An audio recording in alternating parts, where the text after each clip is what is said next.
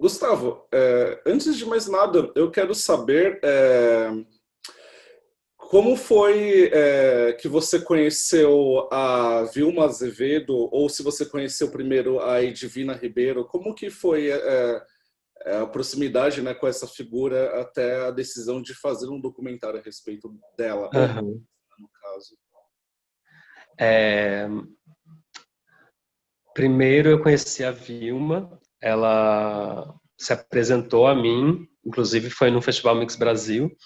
Ela foi ver a sessão do filme para Poeta Cego, porque ela é amiga do Glauco e ela viu que ia ter, ela foi lá. E aí, quando eu cheguei na porta do cinema para entrar, tinha essa mulher, loira de olho azul, vestindo um vestido de veludo azul, com um salto alto. E me chamou a atenção e ela se apresentou e falou que queria conversar comigo no final. E aí, enfim, apresentei o filme e em seguida a gente foi tomar um café.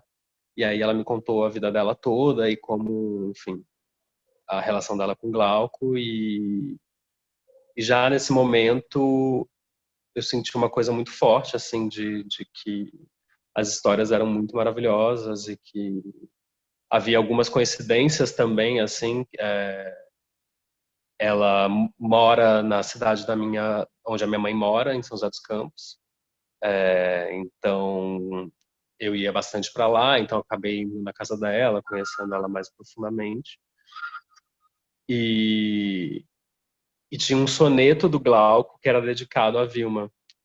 E esse soneto, o Glauco é meio bruxo, eu sempre acreditei nisso, ele mesmo diz isso, o Glauco Matoso, e ele dizia que, nesse soneto, ele dizia que a Vilma era vil e má, mas que ela era, eu não lembro exatamente o verso, uma espécie de santa aos olhos do cineasta que nos filma. Isso é um poema de 1994, eu acho. Então ele meio que já fez essa previsão de que os dois seriam filmados pelo mesmo cineasta. E eu achei que isso foi o chamado e decidi fazer o filme. Eu estava acompanhando os créditos finais do documentário e algo me chamou muita atenção de que ele foi filmado em 2014 e foi finalizado agora nesse ano de 2020. Uhum. Qual foi a razão de ter levado esses 6 anos para o filme, enfim, ser finalizado e também exibido? Foram duas razões. Uma razão econômica, assim, que a gente fez o filme com muito pouco dinheiro. Na época, a gente tinha ganhado um edital de desenvolvimento de roteiro, a gente usou esse dinheiro para fazer o filme, que a gente nem sabia se ia ser de fato o filme. A gente filmou em 2 dias, uma entrevista só com a Vilma e no dia seguinte uma entrevista só com a Edvina. E é isso, enfim, a gente não, a gente pagou toda a equipe, todo mundo foi pago, a gente não tinha dinheiro para finalização. É, e aí, passados esses 6 anos, eu acabei decidindo eu mesmo desembolsar esse dinheiro para as partes que faltavam, porque eu achava que o filme estava na hora, mais do que na hora para ser lançado, inclusive também porque a Vilma, eu achava que, enfim, ela fez o trabalho, merecia ver o resultado desse trabalho. E também foi um processo muito de entender como montar, porque, enfim, eu acho que foi a minha primeira tentativa de fazer um longa, então eu acho que eu me frustrei, assim, no começo do processo de montagem, lá em 2014. Para mim foi difícil, porque eu separava a Vilma e a Divina na minha cabeça, mas a Vilma não fazia essa separação. Então, muitas vezes, as histórias iam por caminhos que eu não imaginava e havia confusões. Enfim, eu sentia que nem ela mesma sabia bem qual era essa divisão. E era justamente essa divisão que eu queria explorar no filme. Então demorou muito tempo até entender que tipo de montagem seria essa. E também foi um trabalho de construir essas histórias na montagem também, porque muitas vezes enfim, ela já é uma senhora de 80 anos, ela se esquecia de coisas, as histórias às vezes ficavam muito dilatadas. Então, acho que ajudou muito a gente também nesse processo ter gravado com 3 câmeras. A gente sempre quis explorar a dicotomia das 2 câmeras laterais. Eu tinha essa teoria que eu queria que sempre que trocasse de câmera pulasse o eixo, né? Para reforçar essa ideia desse duplo dessa mulher, desses 2 lados. Mas, por sorte, a Thaís Taverna, que é a fotógrafa do filme, me convenceu a ter uma câmera central, que eu também acho que estabelece bem o rosto dela e estabelece e nos ajuda muito nessa montagem de ir costurando essas histórias, ter essa opção dessas 3 câmeras. Então foi um trabalho que demorou bastante, assim, até achar o fio, assim, e construindo as histórias com esses pequenos fragmentos de cada um desses 3 planos, sabe? Eu também perguntei em relação a esse período de realização até finalização e exibição, porque você também fez alguns outros projetos, entre eles alguns curtas-metragens, mas tem 2 que se destacam, que é o A Rosa Azul de Novales e Lembro Mais dos Corvos. E aí eu Uhum. pergunto se em Vilmar já estava na sua cabeça essa intenção de começar a fazer uma espécie de série cinematográfica que é mais tem esse formato documental que procura destacar essas figuras, né? Ou se isso foi algo que só essa intenção só apareceu anos depois. Eu acho que ter feito Lembro Mais dos Corvos e depois o Rosa Azul me deu força para retomar o projeto do Vilmar, porque eu acho que quando eu fiz o Vilmar ainda era uma coisa muito experimental, assim, no sentido que eu realmente não confiava totalmente que fosse possível fazer um longa adentrando o universo de uma só personagem. Já era algo que me interessava muito nos meus curtas-metragens, o próprio filme para Poeta Cego, que é o retrato do Glauco, o La Jamada, que é o retrato de um senhor revolucionário cubano e é centrado totalmente nele. Mas eu, de fato, não tinha essa confiança de achar que era possível fazer um longa. E aí eu acho que encontrar a Júlia, que é uma contadora de histórias tão maravilhosa, e conhecer profundamente as histórias dela, e o Marcelo Diório, me fez mais facilmente entender que isso era possível e retomar a história da Vilma. E eu acho que a Vilma tem algo que eu adoro explorar nos meus filmes, que também já está no filme Para Poeta Cego, que é essa ideia do pseudônimo, né? Essa ideia da pessoa real e a pessoa que é criada para poder explorar um tipo de narrativa, né? O próprio Glauco é um pseudônimo, né? Glauco Matoso. E aí fica nesse limiar que eu gosto de explorar entre ficção e documentário, entre o que é imaginação, o que não é, e no poder criativo dos personagens, que eu acredito muito. E ainda falando um pouco mais dos documentários subsequentes, o Lembro Mais dos Corvos e A Rosa Azul de Novales, eles também são filmes que captam essas pessoas ou personagens em espaços de confinamento, mas você também desenvolve com essas figuras uma interação em que permite até mesmo a construção de umas cenas que são mais cinematográficas no sentido de sair um pouco desse registro documental. E em Viu e Mar você teve essa escolha de fazer essa alternância de eixos que até cria essa característica dual, né, dessa personagem. Mas me conte também um pouco mais sobre as outras escolhas, no sentido de que a gente vê a Vilma, a Divina, verbalizando muito sobre essas questões sexuais, só que sempre nesse plano que parece até mesmo de uma sessão de terapia. Então até me pergunto se por você não ter de repente a mesma intimidade que você tem com o Marcelo ou a Júlia, você, enfim, teve alguma questão em desenvolver outros tipos de planos com a Vilma ou a Edvina? Não, eu acho que era muito mais, enfim, na época e hoje em dia eu tenho muita intimidade com ela. Eu acho que era uma busca de um radicalismo mesmo, assim, no sentido que eu queria explorar uma coisa que fosse apenas oral, apenas de um tipo, que tivesse essa escassez de recursos mesmo, assim, é uma coisa que eu sempre, às vezes, sempre me surge antes do filme, esses dispositivos e são espécies de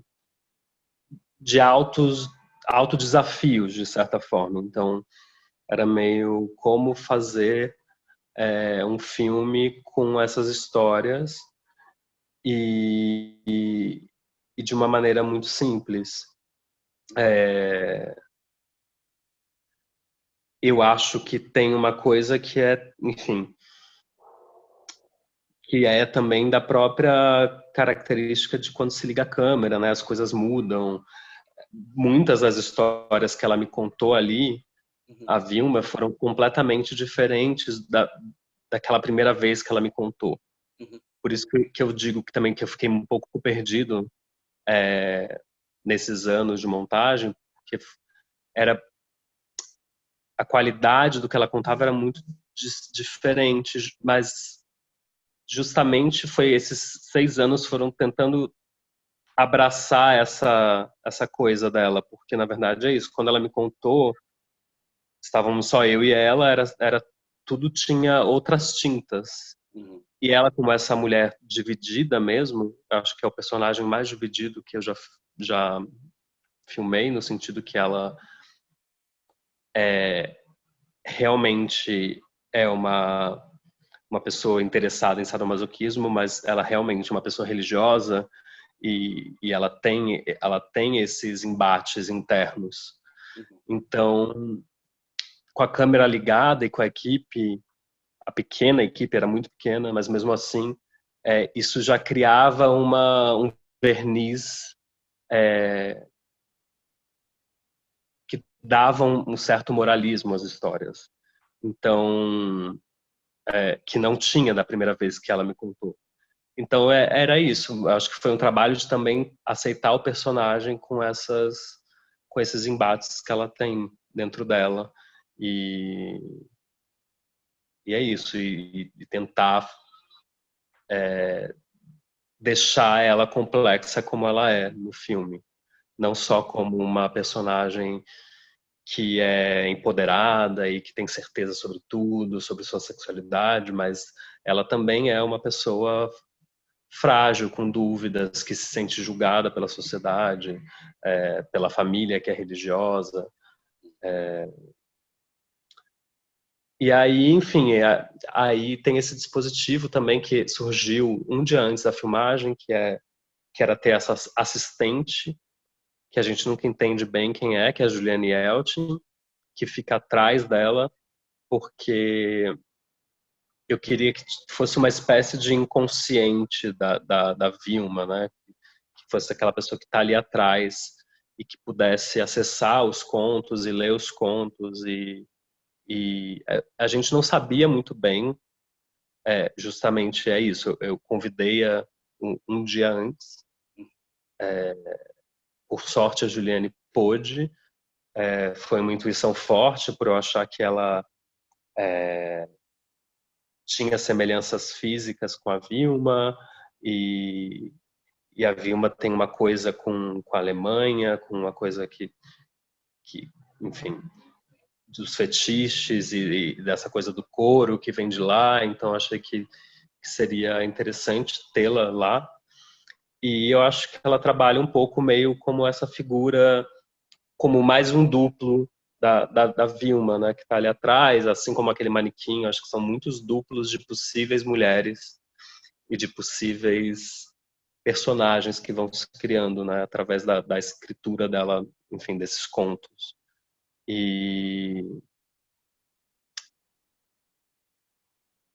também essa possibilidade, né, de ser uma atriz que está investigando para fazer esse filme, que a gente não sabe qual é, enfim, esse filme que não é feito.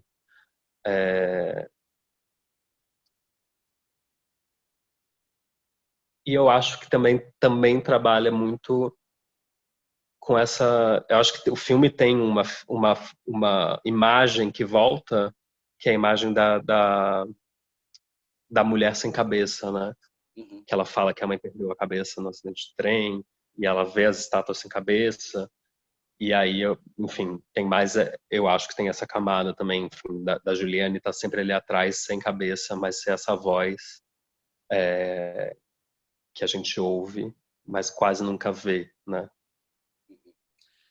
E por sinal, eu não sei se você e a Vilma assistiram juntos pela primeira vez o filme no Festival de Berlim, mas queria saber sobre essa experiência. Eu até tinha visto uma entrevista que eu achei bem fofa entre vocês dois do TED Awards, e ela falando e você traduzindo para ela. Então, ali foi o primeiro momento que vocês assistiram o filme juntos. Como foi essa experiência de levá-la para assistir em outro país? Ah, foi muito legal. A gente viu juntos lá, assim, pela primeira vez. Foi uma experiência muito forte, né? Ela sair do país agora, enfim, era um sonho dela, estar lá. E eu acho que ela sentiu muito bem, assim, foi muito forte. Eu acho que ela tem essa necessidade que eu acho que todo mundo tem, né, de se sentir visto e querido, e foi uma recepção muito calorosa. Então eu acho que foi uma experiência muito boa, e foi muito intenso estar com ela lá. A gente ficou, tipo, dividiu o quarto junto, ela ficou desidratada, eu tive que levar ela no hospital porque ela ficou muito mal, foi um susto imenso, já morrendo de medo que fosse Covid, porque a gente estava lá no comecinho, tava, enfim, enfim, foi uma aventura, foi uma aventura. Mas é isso, ela é uma mulher muito independente, ela fazia as coisas também sozinha, ia para os lugares quando ela não queria ver filme comigo. Então, sei lá, eu acho muito admirável alguém da idade dela ter toda essa disposição que ela tem ainda hoje. E Gustavo, para finalizar, o Noturnos, que é a série do Canal Brasil, vai encerrar, se não me engano, na próxima semana.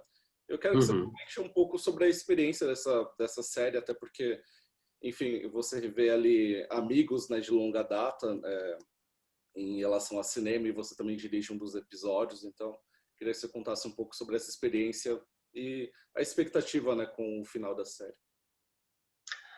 Foi uma experiência... É ridículo, né? Mas todo mundo deve dizer, uma experiência maravilhosa. Mas foi muito maravilhoso mesmo poder escrever essa série a quatro mãos com o Marco Caetano e a Alice, Marco Dutra, Caetano Gotardo e a Alice. E foi muito divertido, né? Porque é uma série de terror e tem muito espaço para a gente fazer coisas que a gente não está acostumado, né? Sair um pouco da realidade, explorar o absurdo, e justamente em contato com textos do Vinícius de Moraes foi uma coisa completamente inesperada, essa junção de terror e Vinícius. E me deu uma satisfação enorme, enfim, ter escrito 3 dos episódios e ter dirigido um dos episódios, e especialmente escrever, assim, que é algo que eu estudei, né? Eu estudei em Cuba, eu me especializei em roteiro, então poder exercer o que a gente estudou é muito bom, porque, enfim, eu acho que muitas vezes eu sou muito mais visto como diretor, e diretor de documentário, então poder mergulhar na ficção e na escritura realmente foi muito bom. E tô louco para ver o último episódio na próxima quarta. Na TV, enfim, é um episódio que eu amo muito. Gustavo, muito obrigado pela disponibilidade, principalmente por ser um sábado, né, essa nossa conversa. E Imagina, desculpa ter falhado com você ontem. não, sem nenhum problema. E até uma próxima, então. Bom fim de semana para você. Obrigadão, bom fim de semana. Tchau, tchau. Um abraço. Tchau.